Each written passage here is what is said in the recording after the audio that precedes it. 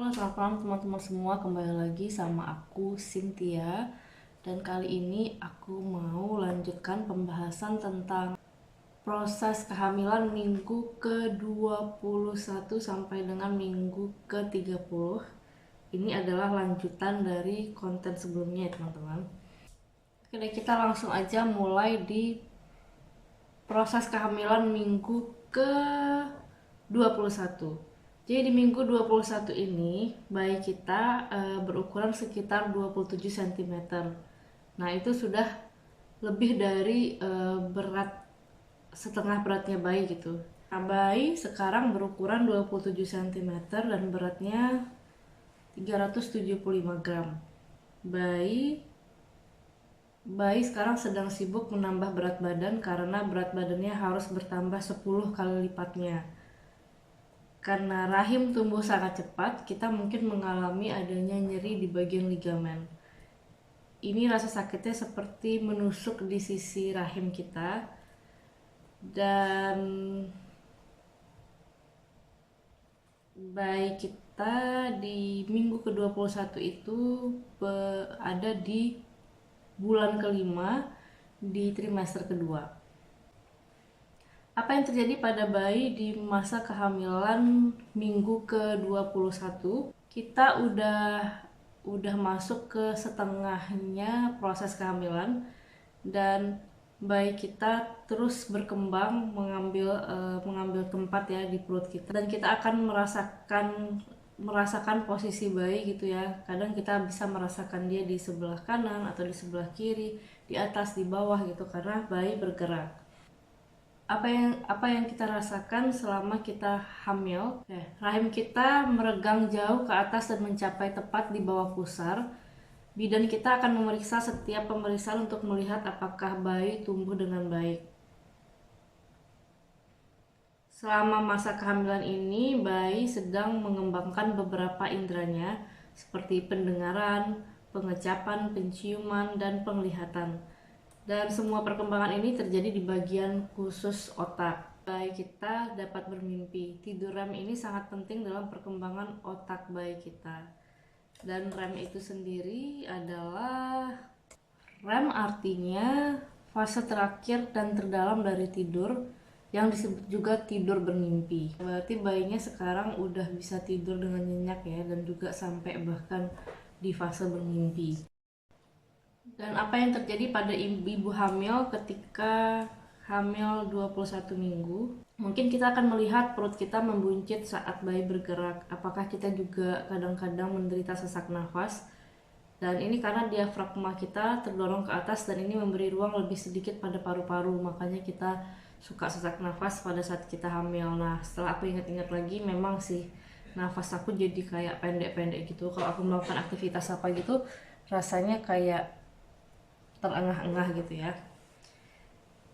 Jadi penyebabnya yaitu tadi, karena diafragma kita terdorong ke atas dan ini memberi ruang lebih sedikit pada paru-paru.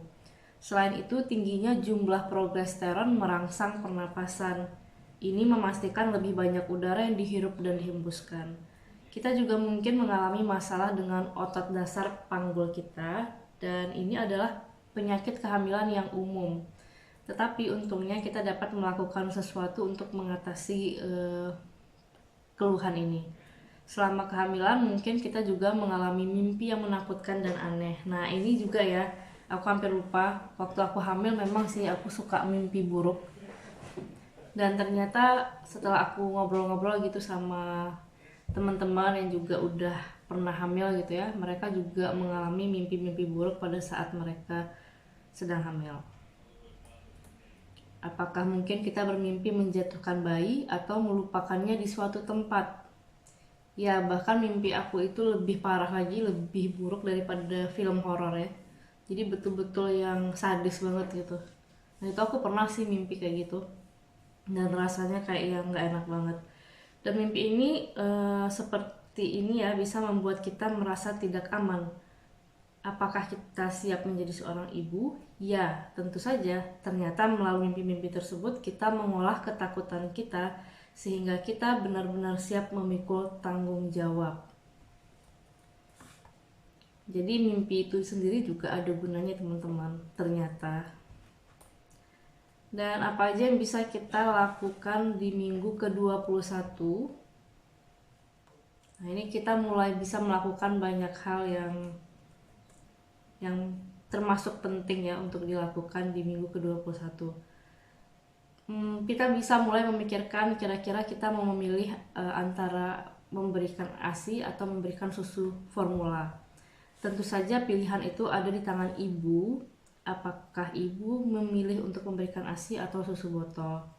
Nah, menyusui dinilai lebih baik karena komponen penting seperti antibodi dan sel hidup untuk melindungi bayi dari infeksi tidak bisa dimasukkan ke dalam susu formula. Jadi ini alasannya kenapa kebanyakan ibu-ibu dan memang dari WHO sendiri juga dianjurkan untuk memberikan ASI, yaitu karena komponen penting, aku ulang ya, komponen penting seperti antibodi dan sel hidup untuk melindungi bayi dari infeksi tidak bisa dimasukkan ke dalam susu formula. Selain itu, resiko terjadinya alergi seperti asma, eksim dapat berkurang dengan menyusui. Namun tentunya anak yang diberi susu formula juga bisa tumbuh besar, kuat, dan sehat. Itu yang pernah aku bilang ya di video sebelumnya gitu. Di Belanda sendiri itu banyak banget anak-anak yang tidak mendapatkan ASI dari ibunya karena di sini pilihan dan itu untuk gaya hidup di sini yang serba sibuk dan ibu bekerja dan apa-apa harus diurus sendiri gitu, dan nggak ada, hampir rata-rata tidak punya keluarga di luar yang bisa membantu dalam mengurus anak atau bantu menjaga sebentar, dan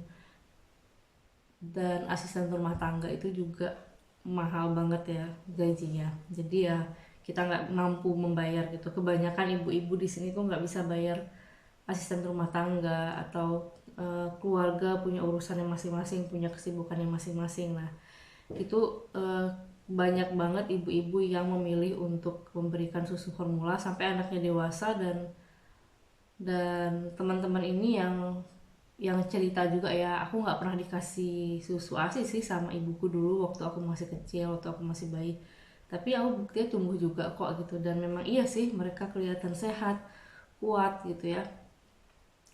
Jadi nggak ada salahnya sih antara susu formula atau susu ASI, cuman ya dengan alasan-alasan yang tadi aku sebutkan, salah satunya itu ya ASI mungkin sedikit lebih banyak positifnya gitu.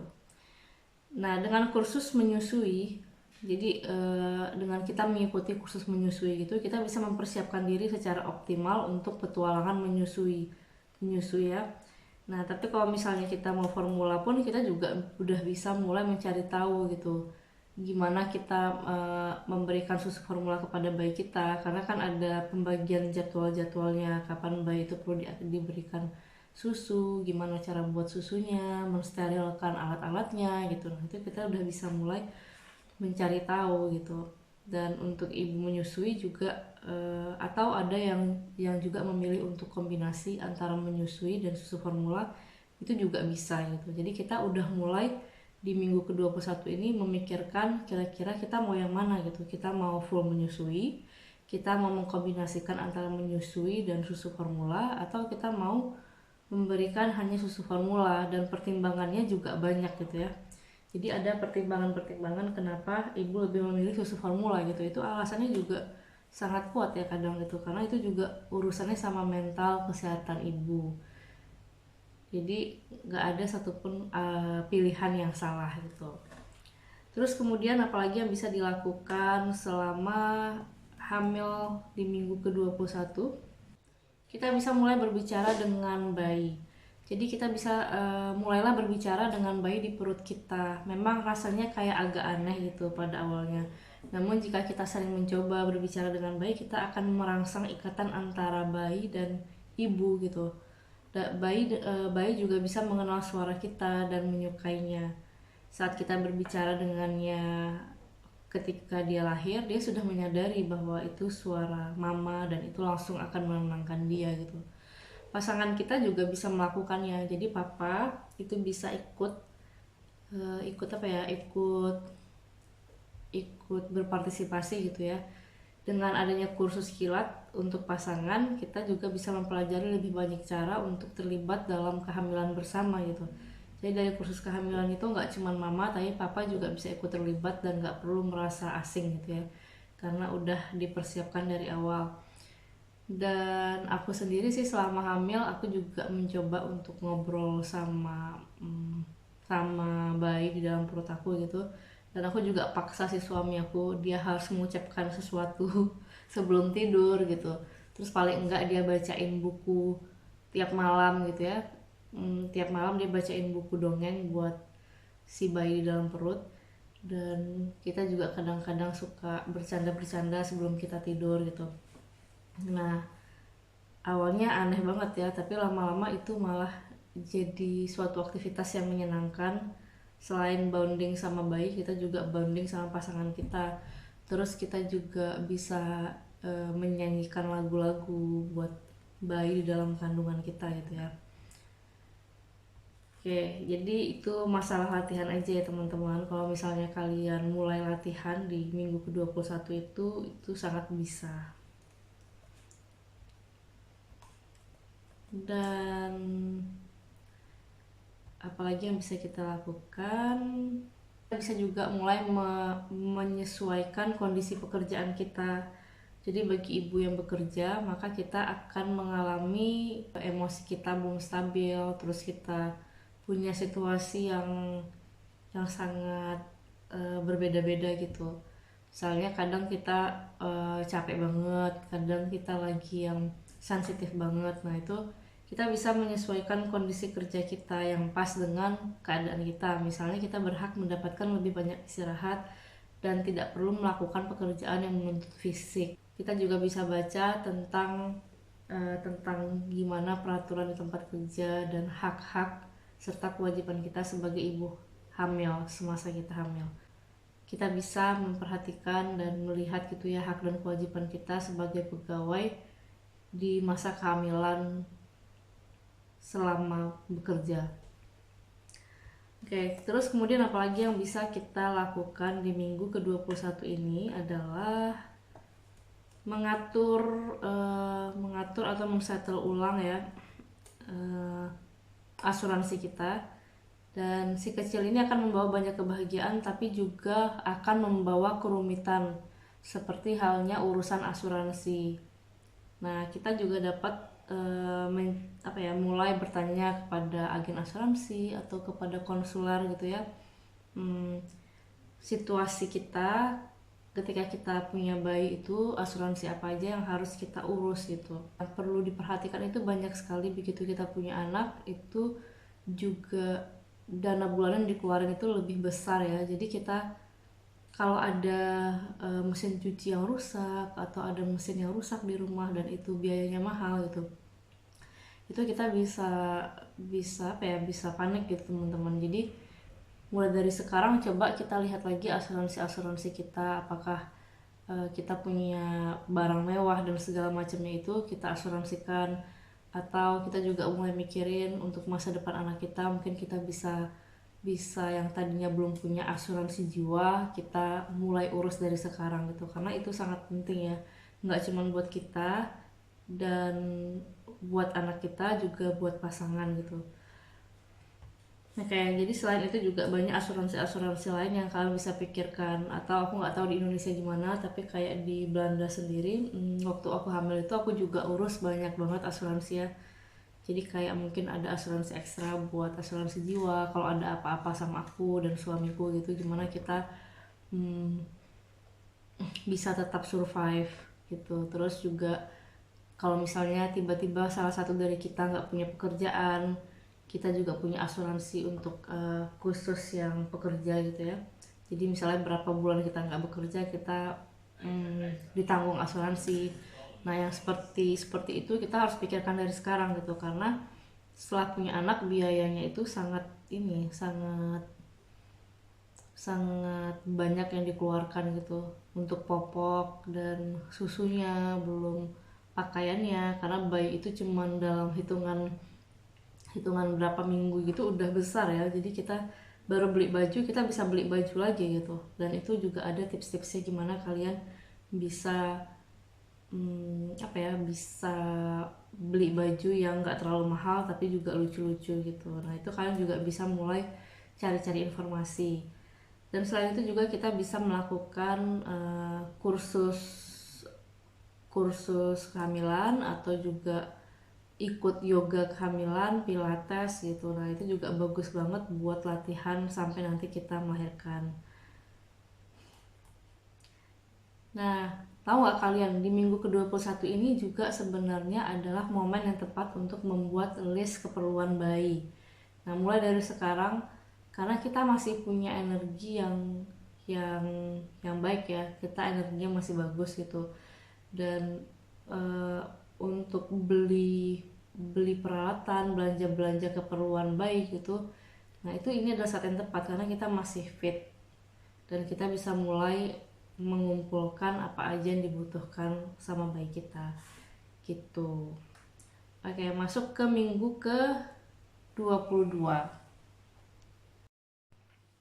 Nah, di minggu ke-22 bayi itu tidur hampir sepanjang hari. Bayi sekarang memiliki panjang sekitar 28,5 cm dan berat 440 gram. Di minggu ke-22 ini tandanya kita masih hamil di bulan kelima dan ini adalah trimester kedua kehamilan. Apa yang terjadi pada bayi di minggu ini? Kita mungkin memperhatikan bahwa bayi bisa jadi sangat aktif saat kita berbaring dengan tenang dan dia tidur justru pada saat kita sibuk.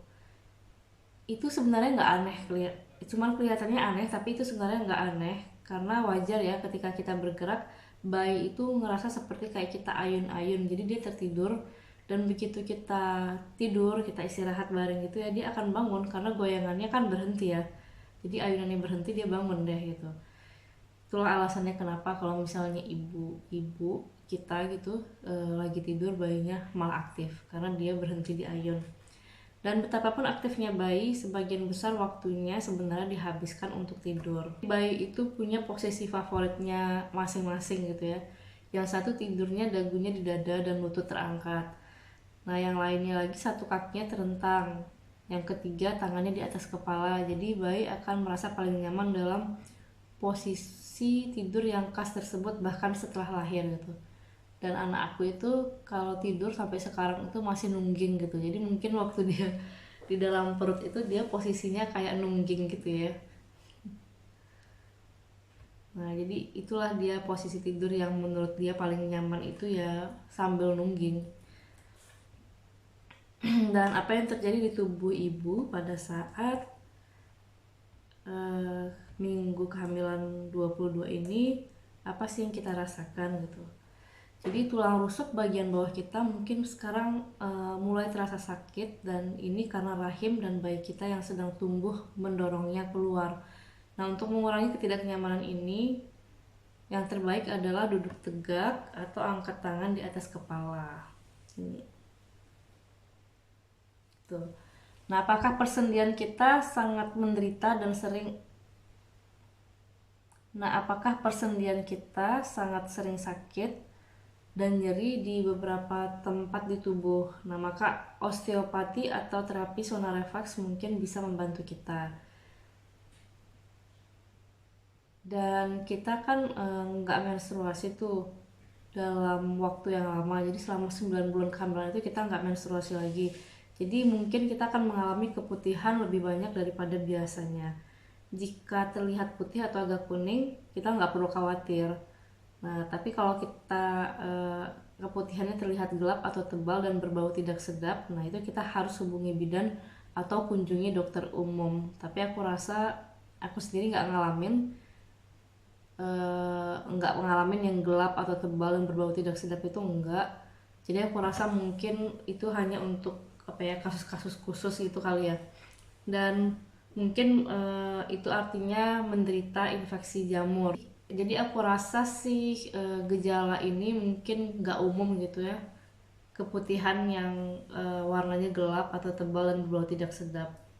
Jadi kalau sampai ini terjadi itu mungkin masalah yang sedikit serius ya, jadi kita harus tanya ke dokter. Jadi pokoknya kalau ada keraguan karena gejala-gejala yang mungkin nggak wajar gitu, sebaiknya kita tanya langsung ke bidannya atau ke dokter.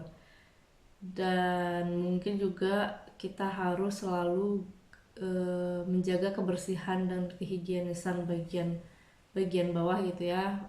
Setelah kita membersihkan habis pipis gitu, mungkin dikeringkan, terus kita harus lebih sering mengganti celana dalam gitu, dan juga mungkin pakai panty liners gitu, itu mungkin bisa membantu juga. Jadi rajin-rajin deh bersihin gitu. Oke, terus kita juga harus hati-hati saat mengangkat barang berat karena itu dapat membahayakan perut, panggul, dan punggung. Panggul kita khususnya mengalami masa-masa sulit selama hamil. Nah, aku sendiri pada saat hamil sampai sekarang itu aku masih ngerasain yang namanya sakit di sejak hamil itu aku sakit di bagian punggung bawah. Jadi mulai dari pinggul sampai ke kaki kanan seluruhnya itu aku sering ngalamin apa ya, sakit gitu, dan itu namanya ischias kalau nggak salah. Ischias itu dalam bahasa Indonesianya linu panggul ya. Sampai sekarang aku masih ngalamin linu panggul itu. Oke, apa aja yang bisa kita lakukan di minggu ke-22 ini adalah kita bisa mulai menjadwalkan cuti hamil kita. Jadi kita harus menjadwalkannya tepat waktu. Kita juga bisa mendapatkan suntikan ke-22 minggu sejak usia kehamilan 22 minggu. Vaksinasi ini untuk melindungi bayi kita dari batuk kerjan selama 2 bulan pertama setelah lahir. Nah, ini penting ya menurut aku sih, vaksinasi yang minggu ke-22 ini sangat penting karena bayi kan masih sangat rentan ya di 2 bulan pertamanya, bahkan menurut aku sih sampai 6 bulan itu masih sangat rentan dengan penyakit apalagi flu gitu. Dan batuk kerjan ini sih menurut aku sangat bahaya banget. Jadi dengan suntikan ini, suntikan vaksinasi ke-22 minggu ini, setidaknya bayi kita terhindar selama 2 bulan pertama. Dan dengan suntikan ini antibodi diteruskan melalui ibu yang akan menyelamatkan bayi dari batuk kerjan. Untuk ini mungkin kalian bisa cari informasinya, bisa googling atau tanya sama bidannya apa yang harus kalian lakukan untuk bisa ikut vaksinasi 22 minggu. Jadi maksudnya suntikan 22 minggu ini karena suntikan ini biasanya dimulai ketika kehamilan 22 minggu dan bisa dilakukan juga sampai akhir kehamilan. Tapi dianjurkan sih untuk melakukannya segera setelah 22 minggu. Karena mungkin takutnya kan nggak tepat waktu gitu ya. Dan anak kita juga cukup terlindungi jika kita sudah mendapatkan suntikan setidaknya 2 minggu sebelum lahir. Jadi kehamilan itu kan momen yang sangat istimewa.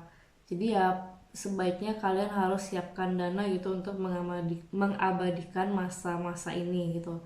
Misalnya kita bisa ambil foto setiap minggu agar kita bisa melihatnya kembali saat nanti, dan juga kita bisa nulis diary, kita tempel fotonya gitu ya, dan kita bisa tuliskan di situ perasaan kita pada saat itu untuk bayi. Jadi nanti kalau misalnya dia udah gede dan dia bisa lihat gitu gimana apa yang kita rasakan ketika kita hamil si bayi. Dan tentu aja kita juga bisa mengabadikan tubuh kita yang masih cantik, masih muda ya, dan hamil gitu, serta tubuh kita selamanya bisa diabadikan lewat potret profesional. Dan aku sendiri sih nggak bikin potret profesional karena dananya aku pakai menurut aku sih lebih penting untuk momen liburan bersama suami gitu ya, dan aku bikin foto itu sendiri di hotel.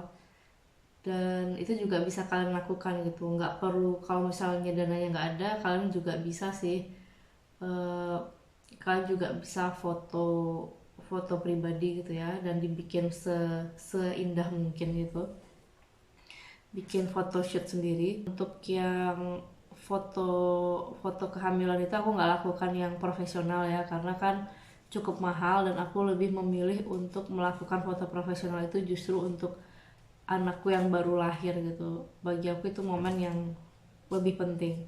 Jadi ya pas yang hamil itu aku sih lebih milih liburan daripada photoshoot lumayan mahal. dan aku bikin photoshoot itu sendiri di hotel pada saat liburan. Oke, sekarang kita lanjut lagi ke minggu ke-23. Di minggu ke-23 bayi mulai menghirup cairan ketuban sebagai latihan pernapasan yang sesungguhnya setelah lahir. Tubuhnya kini tumbuh lebih cepat dibandingkan kepala. Bayi tersebut memiliki berat 500 gram dan panjang 30 cm, jadi kayak jagung. Besarnya itu kurang lebihnya seperti jagung. 23 minggu artinya kita hamil di bulan ke-6 di trimester kedua. Apa yang terjadi pada bayi selama di dalam perut ibu di minggu ke-23 ini? Mari kita lihat.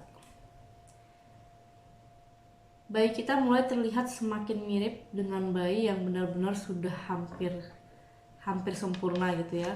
Kepalanya udah proporsional dengan badan, dan pada anak laki-laki skrotumnya sudah berkembang dengan baik, dan pada anak perempuan ovariumnya sudah berisi jutaan sel telur. Jumlah ini kira-kira 2 juta saat lahir. Bayi kita baru saja bisa bernafas. Dia nggak menghirup udara, tapi cairan ketuban masuk dan keluar dari paru-parunya. Dan itu adalah latihan yang bagus. Bayi juga melatih ototnya dengan bergerak. Dan untungnya tali pusarnya cukup panjang sehingga ia memiliki lebih dari cukup ruang untuk melakukan hal ini. Dan pada ibu, apa yang terjadi pada ibu selama kehamilan di 23 minggu? Meski kita menantikan segala jenis makanan yang nggak bisa dibilang sehat gitu, kita juga penting untuk tetap memikirkan tekanan darah kita. Jadi tekanan darah rendah itu tidak menimbulkan bahaya apapun, tapi akan menyulitkan kita karena kita bisa cepat pusing. Dan apakah tekanan darah kita tinggi, kita bisa mencoba mengonsumsi makanan yang bebas garam, tapi diet bebas garam juga nggak dianjurkan sih, paling nggak kita mengurangi gitu ya. Jadi garam secukupnya itu selalu lebih sehat. Bahkan kalau kita nggak hamil juga, kalau misalnya kita ngurangin garam gitu ya, itu lebih sehat ya. Coba kita perhatikan juga produk-produk seperti manisan, asinan, kayak gitu, sup, kuah, daging, saus dari bungkusnya, keripik, atau bacon gitu ya. Dan kemungkinan juga selera kita bisa tiba-tiba berubah saat hamil gitu. Yang biasa kita suka makanan manis, kita tiba-tiba aja lebih suka gurih dan gak suka manis gitu, dan sebaliknya juga bisa. Dan ini adalah hal-hal yang wajar dan ciri khasnya orang hamil gitu. Ini juga ya, pembuluh darah tipis di hidung itu sudah diuji selama kehamilan. Jadi pembuluh darah di hidung itu sangat sensitif dan cepat rusak, terutama dengan perubahan suhu yang besar atau saat membuang ingus dengan keras. Jadi kalau ibu hamil itu mengalami mimisan sesekali itu nggak berbahaya, dan kalau itu sering sebaiknya kita lapor ke bidan atau tanya ke dokter. Penyakit fisik lain yang bisa mengganggu selama kehamilan adalah nyeri panggul. Untuk menguranginya kita bisa mendalami fisioterapi panggul. Akupuntur juga bisa sangat membantu selama kehamilan dan persiapan kehamilan. Dan apakah kita mau tahu bagaimana mempersiapkan diri untuk kelahiran dan bisa melakukannya dengan percaya diri gitu ya? Kita bisa ikut kursus melahirkan dan juga bisa cari informasi yang banyak supaya kita lebih percaya diri pada saat hamil. Apa yang bisa kita lakukan pada minggu ke-23 ini? Mengurus atau membiasakan diri dengan perubahan dalam hubungan relasi kita dengan pasangan gitu. Nah, segala perubahan pada tubuh kita mungkin juga akan merubah perubahan pada relasi kita gitu ya. Dan untuk menghadapi perubahan situasi seksual ataupun juga perubahan emosi dan perasaan kita dengan pasangan itu selama kehamilan itu, kita bisa mulai bicarakan dengan suami kita mulai bisa diskusikan gitu gimana caranya kita menyikapinya. Jika pernikahan kita belum terdaftar, kita juga eh, kita juga bisa memulai, kalau di Belanda gitu ya, banyak sekali orang-orang yang punya anak tapi belum punya hubungan relasi dan segala macamnya, tapi udah tinggal bersama, udah apa ya, sudah melakukan kehidupan berumah tangga tapi belum terdaftar di apa namanya, belum tercatat di sipil gitu ya. Nah itu bisa mulai melakukan pendaftaran untuk mengatur pengakuan anaknya mau dikasih nama belakang siapa, kayak gitu-gitu. Nah itu sudah harus dilakukan di minggu ini. Nah untuk ini kita harus pergi ke catatan sipil kota madya kita. Jika kita melahirkan prematur, kita juga wajib mendaftarkan bayi ke pemerintah kota mulai 24 minggu dan seterusnya. Juga perlu diketahui bahwa pengakuan tidak sama dengan perwalian. Jadi silahkan diinformasikan kepada pemerintah kota kita tentang hal ini. Itu untuk yang tinggal di Belanda. Dan di Indonesia aku nggak tahu. Jadi perlu diperhatikan, coba baca-baca, cari-cari tentang informasi pengakuan dan otoritas orang tua, perwalian dan segala macamnya itu. Oke, apalagi yang bisa dilakukan? Menyiapkan kamar anak yang aman. Saat kita mendekorasi kamar bayi, kita juga harus memperhatikan keselamatannya. Kita harus sembunyikan kabel, lindungi stop kontak listrik, menggunakan cat yang aman untuk anak, dan kita juga bisa mencari tahu bagaimana cara melengkapi kamar bayi dengan aman. Dan alangkah baiknya juga jika kita punya produk di kamar bayi yang bisa bertahan selama mungkin. Jadi misalnya kayak kita beli kasurnya bayi itu yang bisa nanti dirakit sampai dia umur 5 tahun, kayak gitu-gitulah pokoknya ya. Jadi berusaha cari juga yang bisa bertahan lama gitu. Dan untuk membuat kamar bayi itu senyaman mungkin, ada baiknya kita membeli beberapa aksesoris dan barang dekorasi yang bagus. Jadi kita bisa mulai cari inspirasi tentang dekorasi kamar bayi yang bagus dan bagaimana tips-tipsnya, apa yang harus kita pilih gitu. Kita juga bisa mulai membaca buku-buku tentang kehamilan yang bisa bermanfaat untuk proses persalinan nanti, dan juga bagaimana kita merawat bayi gitu ya. Terus gimana kita bisa jadi orang tua yang baik untuk bayi. Kayak waktu itu aku dan suami aku beli buku, untuk bukunya itu judulnya tentang bagaimana menjadi super mama dan super papa untuk bayi umur 0 sampai 12 bulan gitu ya. Itu kita juga bisa mulai baca, misalnya nanti pas bayi kita lahir, kita jadi punya inspirasi buat bangun bonding sama bayi kita gitu ya. Apa aja sih yang bisa kita lakukan dengan bayi kita. Contohnya nih, misalnya pas dia masih bayi, kita mandiin bayi, kita bisa sambil nyanyi-nyanyi gitu. Atau kita bisa melakukan apa ya, kayak berjemur gitu. Jadi berjemur tapi kulit ke kulit gitu. Nah dari buku-buku itu kita jadi punya inspirasi gitu, apa yang harus kita lakukan supaya kita dekat dengan bayi kita dari awal kelahirannya sampai nanti kita bangun relasi yang lebih, fondasi yang lebih kuat gitu antara papa dan anak, antara mama dan anak gitu. Dan tidak hanya perlengkapan kamar bayi saja ya, pakaian bayi pun juga harus masuk dalam daftar perawatan bayi gitu. Kita pikirkan baju-baju yang nyaman untuk digunakan bayi gitu. Dan kira-kira berapa yang kita butuhkan untuk ini ya, sedikit ya, misalnya nih kayak kita beli baju bayi itu kan dalam waktu berapa minggu aja udah cepet besar. Jadi kita harus mengira-ngira gitu, jangan nanti kita beli baju untuk bayi 1 bulan banyak banget dan itu nggak akan kepake semua gitu. Karena aku ngalamin, padahal aku ngerasa aku belinya udah dikit gitu, tapi ternyata itu masih kebanyakan.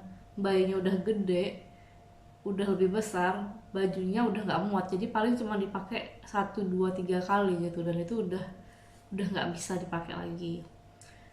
Oke, terus kayak menemukan tisu dan popok yang nyaman gitu ya, karena tisu dan popok itu juga kadang-kadang apa ya, kayak ada triknya gitu. Misalnya nih, kita beli popok yang murah, tapi ternyata yang mahal, yang bagus itu lebih lebih bisa hemat dibandingkan dengan yang popok yang tadinya kelihatannya murah tapi ternyata ujung-ujungnya kalau dihitung-hitung kita lebih butuh banyak itu. Terus juga kayak misalnya tisu, nah aku sendiri sama suami itu kita ngitung banget ya gitu, kira-kira nih satu kotak tisu ini isinya 50 lembar, 50 lembar mereknya ini gitu ya. Yang satu lagi tisunya itu isinya 30 lembar tapi dia lebih mahal gitu, dan kita coba yang murah gitu ya, dan ternyata kita lebih cepat ngabisin yang 50 dibandingkan yang 30 gitu. Nah itu juga kita harus perhatikan ya, karena tisu dan popok itu kan mahal ya, jadi kita harus betul-betul hitung-hitung mana kira-kira yang justru akhirnya lebih murah gitu, karena kadang-kadang yang mahal itu belum tentu lebih mahal gitu, karena pemakaiannya juga bisa lebih lama dan lebih awet. Jadi misalnya nih yang 30 itu satu aja udah cukup untuk membersihkan membersihkan bayi gitu ya. Sedangkan yang 50 tadi kita butuh 2 atau 3 atau 4 lembar. Nah, itu kan sama aja ya, bahkan justru lebih mahal. Nah, jadi sangat penting kita menggunakan, selain itu juga popok dan tisu basah yang digunakan kalau berkualitas tinggi itu nggak berbahaya bagi kulit halus bayi gitu. Dan kadang-kadang salep yang untuk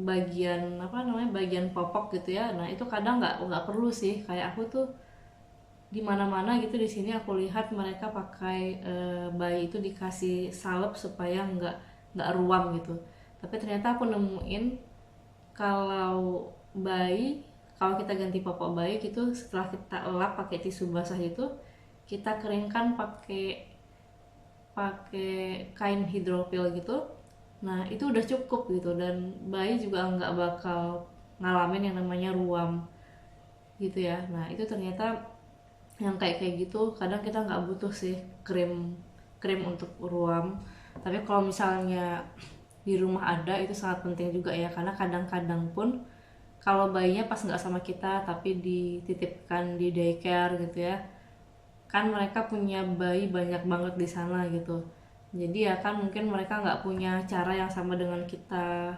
Kalau kita bersihkan terus kita elap gitu, mungkin di sana mereka nggak sempat atau lain caranya gitu ya, dan itu kadang-kadang bikin bayi juga ngalamin ruam. Jadi di rumah selalu sediain, tapi hanya digunakan kalau emang dia sedang ruam gitu. Selain harga ya, kita juga harus pikirkan juga kualitasnya, karena kan itu juga masalah kesehatan bayi ya. Dan kita juga bisa mulai memikirkan kartu pengumuman kelahiran gitu. Jadi kayak kita mengundang supaya supaya teman-teman dan keluarga bisa bisa jenguk selama lahiran gitu. Nah kita juga bisa mulai bikin undangannya. Oke, itu ya tadi ya kira-kira apa yang bisa kita lakukan di kehamilan minggu ke-23. Dan tahukah kita bahwa bayi itu udah bisa mendengar suara dalam dan luar tubuh kita. Dan hal utama yang didengarnya sepanjang hari di dalam rahim itu adalah suara gerakan-gerakan yang ada di dalam tubuh kita, kayak suara darah kita yang mengalir, jantung kita yang berdegup. Nah itu adalah suara-suara yang dia dengar setiap hari.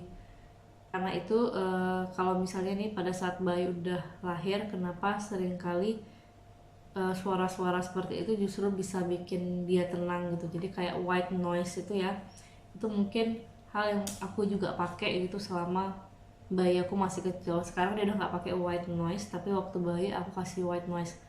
Kenapa? Karena dia masih terbiasa dengan suara dari dalam tubuh kita ya, organ-organ tubuh kita itu dia terbiasa dininabobokan dengan itu.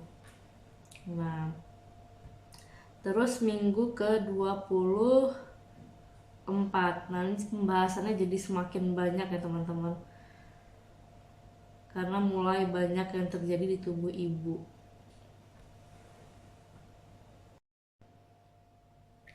Oke, di minggu ke-24 ini bayi juga bisa dirasakan lebih jelas dari luar. Jadi tentunya ini juga sangat menyenangkan buat pasangan ya, buat papa bayi.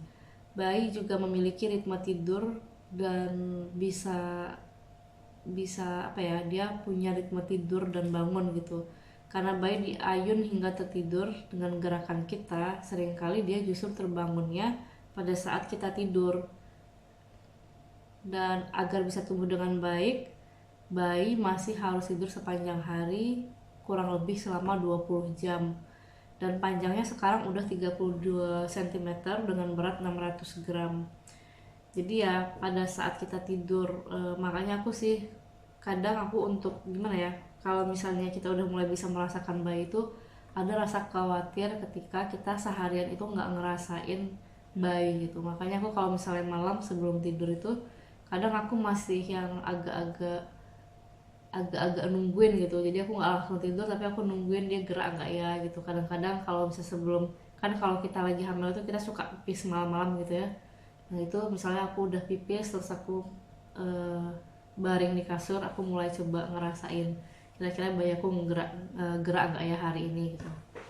Nah kita bisa cek di situ ya. Dan bayi itu sebesar buah pepaya di minggu ini. Wow, cepet banget ya. Dan 24 minggu ke-24 ini adalah bulan ke-6 di trimester kedua. Dan apa yang terjadi dengan bayi kita selama di dalam perut, selama 24 minggu di dalam perut? Apa yang terjadi? Organ keseimbangan pada telinga anak sudah berkembang dan ukurannya sama besar dengan orang dewasa. Mata akan terbuka sekitar minggu ini, dan bayi sudah memiliki bulu mata dan alis yang halus. Gerakan mata yang cepat pada orang dewasa itu berarti sedang bermimpi, dan ini juga mulai terjadi pada bayi. Bayi mengembangkan ritme tidur dan bangun. Gerakan bayi kita menjadi semakin kuat, dan ini berarti pasangan kita juga bisa merasakan bayi saat ia meletakkan tangan di perut. Dan ini juga cara kita untuk melibatkan pasangan kita dalam kehamilan. Menurut pedoman di Belanda, bayi kita secara resmi sudah dapat hidup setelah usia kehamilan 24 minggu. Jadi jika bayi kita lahir prematur, dokter akan melakukan segala cara untuk menjaganya tetap hidup.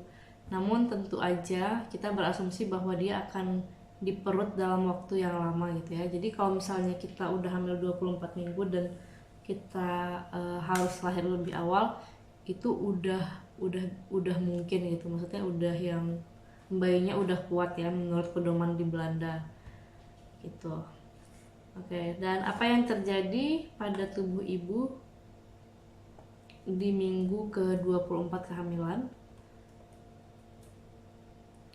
Berat badan kita akan semakin bertambah sekitar setengah kilo per minggu, dan kita mungkin mulai merasakannya di kaki.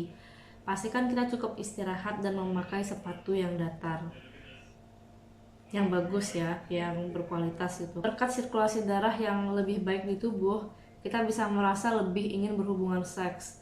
Jadi gairah seks kita mungkin akan sangat bervariasi, dan ini disebabkan banyaknya hormon kehamilan yang terkadang berada pada puncaknya. Seks tidak berbahaya selama kehamilan. Terkadang ada peningkatan resiko diabetes gestasional selama kehamilan. Misalnya saja jika kita kelebihan berat badan. Jika diabetes terjadi pada keluarga dekat kita, atau jika kita berasal dari kelompok etnis yang banyak menderita diabetes.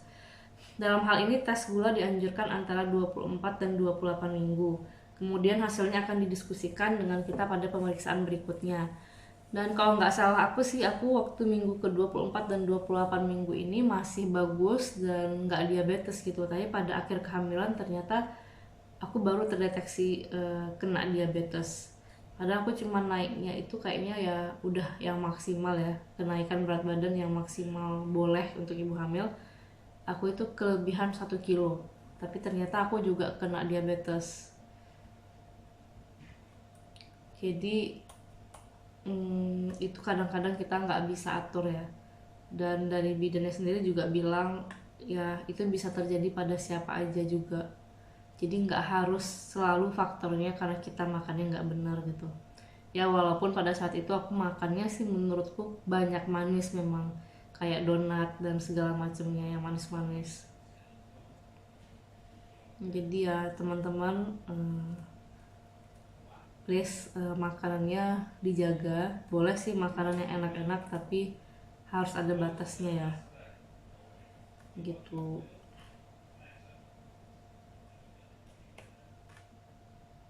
Oke, apa yang bisa dilakukan pada minggu ke-24 ini adalah kita bisa ikut, kalau kalian mau, kalian bisa ikut kursus pertolongan pertama. Karena ini penting banget ya untuk mengetahui apa aja yang bisa kita lakukan kalau anak kita terluka, tersedak, mati lemas, terbakar, dan bagaimana kita mencegah kecelakaan. Di Belanda sendiri ada 120 anak dirawat di rumah sakit setiap hari karena kecelakaan di dalam atau di sekitar rumah.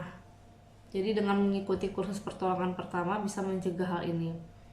Dan sebaiknya kita mungkin mulai mencentang atau kita mulai dari sekarang, kita mulai bisa membuat daftar keperluan bayi jika kita belum melakukannya. Kita juga bisa melakukan foto USG 3 dimensi karena ini adalah waktu yang tepat untuk melakukan foto 3 dimensi. Kita bisa melihat wajah anak yang sekarang sudah mulai chubby gitu ya.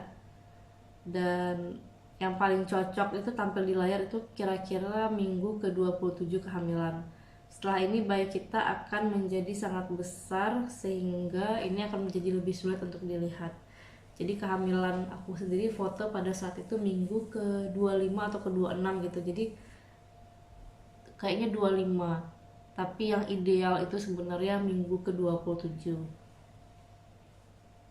Dan di minggu ke-26 ini kalian udah mulai bisa baca-baca ya untuk mempelajari lebih lanjut tentang USG 3 dimensi, 4 dimensi, dan untuk tahu lebih banyak lagi tentang semua jenis-jenis USG dan pemeriksaan yang bisa dilakukan selama kehamilan dan kenapa gitu. Dan kita juga bisa mulai mengatur penitipan anak karena sebagai calon orang tua yang bekerja, nah kita juga harus urus ini benar-benar tepat waktu. Karena kalau kayak di Belanda gitu, kenapa harus tepat waktu? Karena biasanya kalau nggak tepat waktu kita nggak dapat tempat, dan ya kan kalau nggak dapat tempat dan padahal di tempat itu kita lokasinya yang paling memungkinkan untuk kita mengatur jadwal kerja dan antar jemput anak gitu, itu penting banget. Jadi udah mulai keliling cari-cari kira-kira daycare-nya mau yang gimana, terus lokasinya gimana dan fasilitasnya gimana gitu. Karena fasilitas dan program pendidikan anak di setiap daycare itu mungkin juga juga fokusnya berbeda-beda gitu tergantung tempat. Kemudian minggu ke-25. Minggu ke-25 bayi sedang sibuk mengembangkan lebih lanjut paru-paru. Dan juga bayi sedang bekerja keras untuk membentuk sejumlah lemak subkutan sehingga ia bisa mempertahankan suhu yang baik saat lahir dan tentu saja menjadi sangat bulat dan lucu. Apa yang terjadi pada bayi di minggu ke-25 ini, dia panjangnya sudah 33 cm dan beratnya 650 gram. Dan untuk melatih ototnya dengan baik, bayi harus bergerak dengan baik. Jadi sehingga terkadang dia akan sangat sibuk di perut kita, tapi dia masih akan tidur hampir sepanjang hari. Detak jantung bayi juga bisa terdengar. Pada awalnya hanya dapat dilakukan dengan menggunakan drop tone, tapi kini pasangan juga mungkin bisa mendengar di rumah. Jika kita belum mendengar detak jantung gitu, itu nggak perlu dikhawatirkan karena ini masih dalam tahap kehamilan. Pasangan mungkin bisa mendengarnya pada minggu ke-28. Apa yang terjadi pada ibu saat hamil 25 minggu? Kadang kita mungkin akan mengalami perut keras, dan ini adalah perut yang keras itu adalah rahim yang sudah bersiap untuk melahirkan. Jika kita sering mengalami perut keras dan juga terasa nyeri, sebaiknya kita laporkan ini ke bidan. Jika kehamilannya berjalan lancar, kita akan tampak bercahaya dan bersinar karena sirkulasi darah kita meningkat di permukaan kulit. Tekanan dari rahim yang membesar dapat menyebabkan kram selama kehamilan, sakit punggung, mulas, dan sering ke toilet. Dan selama kehamilan kita mungkin terkena infeksi kandung kemih karena relaksasi uretra dan perubahan posisi kandung kemih. Sebagian urin lebih mudah tertinggal di kandung kemih. Bakteri tempat yang berkembang biak bakteri menganggap tempat ini adalah tempat berkembang biak yang menyenangkan buat bakteri gitu ya. Selama kehamilan kita mungkin terkena infeksi kandung kemih karena relaksasi uretra dan perubahan posisi kandung kemih. Sebagian urin lebih mudah tertinggal di kandung kemih. Nah, ini yang disukain sama bakteri gitu. Bakteri menganggap ini adalah tempat berkembang biak yang menyenangkan gitu. Dan karena itu infeksi kandung kemih adalah penyakit kehamilan yang umum dan untungnya dapat diobati dengan antibiotik. Dan antibiotik yang kita terima saat hamil tidak akan membahayakan bayi. Kita punya keluhan selama sakit gitu, kayak sakit punggung, sakit pinggul, segala macamnya. Fisioterapi adalah solusi yang baik untuk mengatasi keluhan fisik sebelum dan sesudah kehamilan. Oke, apa yang dilakukan pada minggu ke-25 kehamilan? Buat rencana kehamilan, buat rencana kelahiran. Jadi kita mungkin udah lama mikirin atau mungkin belum mikirkan tentang melahirkan gitu. Dimana kita mau lahiran, di rumah atau di rumah sakit, gimana kita ingin melahirkan anak kita. Ini kita bisa lakukannya banyak caranya ya. Ada yang di kamar mandi, atau ada yang di tempat tidur, di kolam renang, dan segala macamnya gitu. Dan ini harus kita diskusikan dengan pasangan kita, dan kita juga mulai bisa bimbing dia untuk kita bisa mulai berdiskusi dengan pasangan kita, sehingga pada saat kita melahirkan dia bisa mendampingi dan membimbing kita selama proses kelahiran gitu. Dan untuk itu kita perlu mempersiapkan rencana melahirkan, dimana kita bisa menuliskan apa yang kita inginkan untuk dilakukan selama proses melahirkan. Karena kalau misalnya kita udah kesakitan, kita kan udah nggak bisa mikir ya gitu. Jadi ya sekarang kita bisa pikirkan gimana caranya supaya kita tetap rileks dan tenang pada saat kita melahirkan. Memilih popok yang tepat. Di tahun-tahun mendatang kita akan mengganti popok bayi sekitar 6.000 kali. Jadi karena itu ada baiknya kita memahami apa aja yang harus kita perhatikan pada saat membeli popok yang tepat untuk anak. Bukan hanya popok yang kita perlukan, tapi juga perlengkapan bayi. Ada benda yang ukurannya kecil, ada pula yang besar, yang kayak misalnya yang kursi mobil, kereta dorong bayi, benda yang mungkin belum kita punya, kayak pagar pintu gitu ya. Namun kita juga bisa cari-cari juga kursi goyang untuk menyusui, atau untuk bayi supaya dia bisa kalau misalnya bayi itu nangis atau rewel gitu kan, kadang orang tua juga udah capek ya. Jadi kita bisa duduk di kursi goyang sambil ayun-ayunin bayi kita. Itu sangat berguna ya hari demi hari, karena itu bantu banget sih untuk orang tua. Bisa mulai mencari doula. Kalau kalian butuh doula atau melibatkan doula dalam proses melahirkan gitu ya, itu juga bisa dilakukan. Doula itu adalah pelatih pribadi kehamilan dan melahirkan. Jadi orang yang mendukung kita dengan segala cara selama persalinan dan mungkin juga setelahnya gitu. Pelatih kelahiran ini juga disebut doula, yang aslinya berasal dari kata Yunani kuno yang pada saat itu berarti melayani wanita. Seorang doula dapat membantu kita mengatur segala macam urusan dan mendukung kita saat kita membutuhkannya. Jadi di samping suami mungkin kita bisa pakai doula. Kita juga harus tetap sehat dan seimbang. Jadi kita mungkin memperhatikan bahwa kita udah mulai sulit bergerak, bangun dari kursi aja susah ya gitu.